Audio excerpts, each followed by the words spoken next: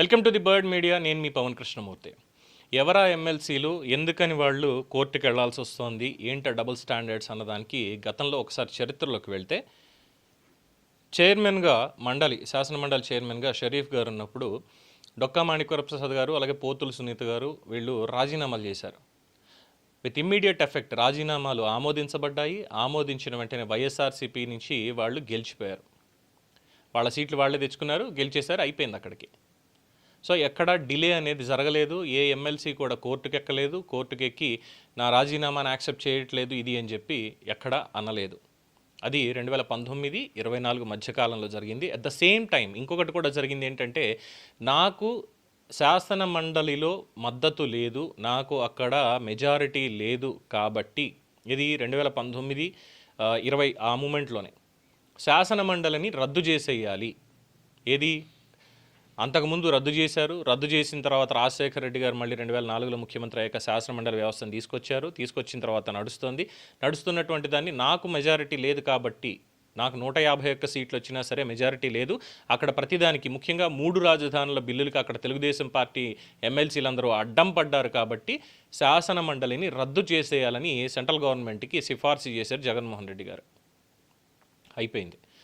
2 ఎమ్మెల్సీలు రాజీనామా చేశారు. రాజీనామా చేసి బయటకు వచ్చారు, వైసీపీలో చేరిపోయారు. పోతుల సునీత, డొక్కా మాణిక్యవరప్రసాద్ ఇద్దరు కూడా చేరిన తర్వాత మళ్ళీ వాళ్ళకే ఆ ఎమ్మెల్సీ సీట్లు ఇచ్చి నిస్సిగ్గుగా ఏదైతే రద్దు చేయాలి అని చెప్పారో అది కేంద్రం దగ్గర పెండింగ్లో ఉన్న వీళ్ళిద్దరిని తీసుకుని సీట్లు ఇచ్చారు, గెలిపించుకున్నారు, అయిపోయింది. అది ఒక కైండ్ ఆఫ్ స్టాండర్డ్. ఎమ్మెల్యేలకి ఇది వర్తించాల. మళ్ళీ ఎక్కడికి వర్తింపజేశారు ఏంటి అనేది చూస్తే తెలుగుదేశం పార్టీలో చేరడం కోసం కోటమిరెడ్డి శ్రీధర్ రెడ్డి లాంటి వీళ్ళు రాజీనామాలు చేస్తే వాటిని ఆమోదించకుండా వాళ్ళ మీద అనర్హత వేటు వేయాలి అని చెప్పి పిటిషన్లు ఇచ్చి రండి ఉండవల్లి శ్రీదేవి గారి మీద, కోటమిరెడ్డి శ్రీధర్ రెడ్డి మీద, తర్వాత ఇంకా కొంతమంది ఉన్నారు వీళ్ళ మీద. At the same time Telugu Desam party ఎమ్మెల్యేలు 4 పార్టీ ఫిరాయించి వైఎస్ఆర్సీపీలో చేరిపోయి వాళ్ళ రాజీనామాలు తెలుగుదేశం పార్టీ కోరితే రాజీనామాలు ఇప్పించకుండా వాళ్ళందరినీ కూర్చోబెట్టుకుని స్పెషల్ సభ్యుల కింద వాళ్ళని పరిగణించాల్సింది స్పెషల్ సభ్యుల కింద అని చెప్పి ఆనాడు స్పీకర్గా ఉన్నటువంటి తమ్మినేని సీతారాం చేసినటువంటి ప్రహసనం. ఇది 2వ స్టాండర్డ్. ఇక 3వది వచ్చేసి 2024 ఎన్నికలకి ముందు వైఎస్ఆర్సీపీకి సంబంధించినటువంటి ఒక 4 ఎమ్మెల్సీలు. ఆ 4 ఎమ్మెల్సీలు ఎవరు ఏంటనేది చూస్తే జయమంగళ వెంకటరమణ, తర్వాత అంతకుముందున్నటువంటి ఎమ్మెల్సీలు కళ్యాణ్ చక్రవర్తి బల్లి, కర్రి పద్మశ్రీ, మరి రాజశేఖర్, తర్వాత పోతుల సునీత వెళ్ళి తర్వాత వచ్చారనుకోండి. అంతకుముందు ఎమ్మెల్సీ రఘురాజు, ఉత్తరాంధ్రకు చెందినటువంటి వ్యక్తి, ఎమ్మెల్సీ రఘురాజు. వీళ్ళందరూ కూడా తెలుగుదేశం పార్టీలోనూ జనసేన బీజేపీలో చేరిపోతున్నారు అన్న పాయింట్ దగ్గరకు వచ్చినప్పుడు చైర్మన్గా ఉన్నటువంటి మోషేన్ రాజు గారు వీళ్ళ రాజీనామాలని యాక్సెప్ట్ చేయలేదు. ఎన్నికలకు ముందే వీళ్ళు ఇచ్చేశారు. ఎవరెవరు? ఈయన ఎమ్మెల్సీ రఘురాజు అయితే ఆయన రాజీనామా చేయలేదు. At the same time party కూడా పెద్దగా ఏం ఫిరాయించాల. ఆయన పార్టీ ఫిరాయించింది కూడా లేదు. కేవలం ఆ ఆరోపణలు అక్కడికి వచ్చాయి అన్నటువంటి ఒక పాయింట్ తోటి, లేదంటే వాళ్ళ సతీమణి ఎవరైతే ఉన్నారో సతీమణి పార్టీ కార్యకలాపాల్లో పాల్గొంటున్నారు అనడంతో ఈయన మీద అనర్హత వేసేశారు ఇమ్మీడియట్గా. రఘురాజు గారికి ఏమో ఒక న్యాయం, అయ్యా మేము రాజీనామా చేస్తున్నాం, మా రాజీనామాను ఆమోదించండి, మేము వేరే పార్టీల్లోకి వెళ్ళామో మా ఇష్టం. తర్వాత ముందైతే రాజీనామా చేస్తున్నాం అంటే ఆ రాజీనామాలను ఇప్పటిదాకా ఆమోదించకుండా మీనమేషాలు లెక్క పెడుతున్నారు. పోతుల సునీతది యాక్సెప్ట్ చేయలేదు. తర్వాత బల్లి కళ్యాణ్ చక్రవర్తి, కర్రి పద్మశ్రీ, మరి రాజశేఖర్ వీళ్ళెవ్వరిది కూడా యాక్సెప్ట్ చేయలే. ఇంకా అలాగే ఉన్నాయి. జయమంగళ వెంకటరమణ గారు కోర్టుకు వెళ్ళిన తర్వాత అసహనం వ్యక్తం చేస్తూ 4 వారాలు సమయం ఇచ్చింది. 4 వారాలు సమయం ఇచ్చింది. ఈ 4 వారాల్లో డెసిషన్ తీసుకోవాలని. బట్ ఇప్పటి వరకు కూడా 18 నెలలు అయింది. And before that also chairman గారు తీసుకోలేదు. మరి ఇది డబుల్ స్టాండర్డ్ అవ్వకుండా ఏమవుతుంది అంటే ఏంటి? ఇప్పుడు ఏ ఎమ్మెల్సీ పోయినప్పటికీ కూడా అది వైసీపీ ఖాతాలో పడేటువంటి అవకాశం లేదు. ఖచ్చితంగా కూటమికే పడుతుంది. ఎందుకంటే వాళ్ళకి మద్దతు లేదు, ఎక్కడి నుంచి మద్దతు లేదు. కేవలం ఉన్నది 11 మంది ఎమ్మెల్యేలు మాత్రమే.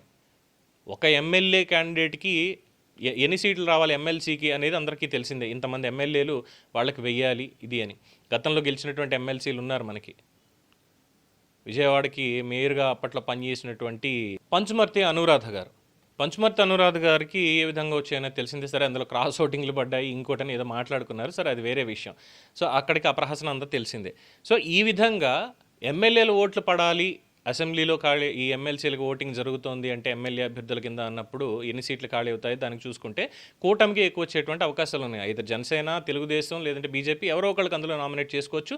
ఎమ్మెల్యేలు వాళ్ళకి ఓట్లు వేస్తారు, అంతా అయిపోయింది. అలాగే గ్రాడ్యుయేట్ ఎమ్మెల్సీలు కూడా మనం ప్రహసనం చూసాం. సో ఈ ఏ రకంగా చూసుకున్నా సరే వైఎస్ఆర్సీపీది బలం తగ్గకూడదు. అసెంబ్లీలో ఎలాగో మనం వెళ్ళట్లేదు, బట్ శాసనమండలి ద్వారా అయినా ఆన్ రికార్డ్స్ అన్నీ ఉండాలి, మనం చెప్పేటువంటి అబద్ధాలైనా మనం మాట్లాడేదైనా అనేటువంటి ఒక తప్పుడు ఉద్దేశంతో ఇది రాజకీయ కారణంతో ఇదంతా చేస్తున్నారు అని చెప్పి. అఫ్కోర్స్ రాజకీయాల్లో అప్పుడు తెలుగుదేశం పార్టీలో చేరినటువంటి వాళ్ళని రాజీనామా చేసి తీసుకోవడం జగన్మోహన్ రెడ్డి గారు విసిన సవాల్కి ఆ రోజు వాళ్ళు ఏం చేశారో చూసాం. సో ఎవరిదైనా తప్పే, ఇక్కడ ఒకళ్ళ ఒప్పు ఒకళ్ళ తప్పు అనడానికి కూడా లేదు, ఎవరిదైనా తప్పే. సో ఇప్పుడు మోషన్ రాజు గారు వాళ్ళ రాజీనామాలు ఆమోదించాలి అంటే ఎక్కడ బలం పోతుందో శాసనమండలిలో ఉన్నటువంటిది అని చెప్పి ఆమోదించకుండా ఇప్పటిదాకా కాలం వెళ్ళబుచ్చేస్తూ వచ్చారు. సో ఇప్పుడు కోర్టు వారు ఎంటర్ అయి 4 వారాలు సమయం ఇచ్చారు. ఇది తేలేటువంటి పని కాదు. వాళ్ళు అఫీషియల్గా తెలుగుదేశం పార్టీలో చేరిపోయారు. కళ్యాణ్ చక్రవర్తి కానీ, కరి పద్మశ్రీ కానీ, అలాగే మరి రాజశేఖర్ కానీ రాజీనామా లెక్కలు ఇవ్వడం అయిపోయింది. అంటే టెక్నికల్గా వాళ్ళు స్టిల్ వైఎస్ఆర్సీపీ సభ్యుల కిందే ఉన్నారు, బట్ పని చేసేది మాత్రం తెలుగుదేశం పార్టీకి. ఎందుకంటే ఆ పార్టీలో మేము చేరాం, మేము రాజీనామాలు ఇచ్చినా ఆమోదం చేయలేదు కాబట్టి తప్పు మాది కాదు, చైర్మన్ మోషన్ రాజు గారిది అని చెప్పి స్పష్టం. అలాగే జయమంగళ వెంకటరమణది. అంతకుముందు అనర్హత వేటు వేసినటువంటి రఘురాజు గారి కేసులో ఆయన కోర్టుకు వెళ్ళారు. కోర్టుకు వెళ్ళిన తర్వాత కోర్టు చివాట్లు పెట్టింది.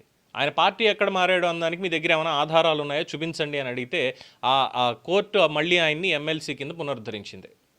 సో ఇక్కడ కేవలం రాజకీయ కారణాలు తప్పితే ఇంకోటేం లేదు. ఇలాగ డబుల్ స్టాండర్డ్స్ మెయింటైన్ చేస్తూ వస్తున్నారు. ఆనాడు ఎమ్మెల్యేల విషయంలో కావచ్చు, లేదంటే ఎమ్మెల్సీల విషయంలో కావచ్చు, వాళ్ళ పార్టీలోకి వెళ్ళిపోతున్నారు అన్నప్పుడు మాత్రం ఎటువంటి నియమ నిబంధనలు గుర్తురావు, కానీ వేరే దానికి వెళ్తున్నారు చూస్తున్నారు కానీ అన్నీ గుర్తొచ్చేస్తాయి. వెంటనే దాన్ని హోల్డ్లో పెట్టడాలు ఇవన్నీ చేస్తారు. గంటా శ్రీనివాసరావు గారిది ఎమ్మెల్యేలు రాజీనామా చేశారు. కోటంరెడ్డి గారు కావచ్చు, ఉండవల్లి శ్రీదేవి కావచ్చు, వీళ్ళందరినీ కూడా పిలిచారు.